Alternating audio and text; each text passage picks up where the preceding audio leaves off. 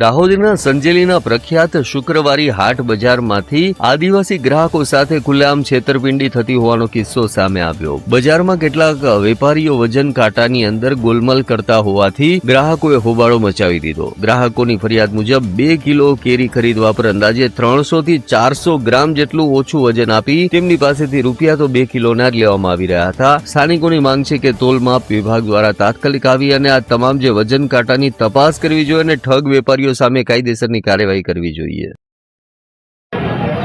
હું આજે અહીંયા કેરી લેવા આવ્યો આ લારી ઉપર 50 ની 1.5 કિલો કેરી આપતા હતા। મેં કેરી તોલાઈ 50 ની 1.5 કિલો, એમાં 200 ગ્રામ કેરી ઓછી નીકળી અને મેં જોયું તો આગળના ભાગમાં ટાઇલ્સના ટુકડા હતા જે 200 ગ્રામ ઓછી છે। આવી રીતે ગ્રાહકોને કેટલા જણને આ લોકો છેતરતા છે। આવી રીતે હાટમાં દરેક જગ્યાએ બહારના વેપારીઓ આવી રીતે છેતરે છે। એટલે મારી માંગ છે ગ્રાહક સુરક્ષા માટે આવી રીતે સંજેલી હાટ બજારમાં કોઈ બીને છેતરવામાં આવે નહીં।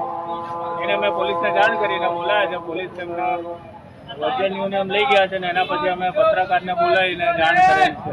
આપનું નામ? તેથી મુકેશ છે। તમારી શું માંગ છે?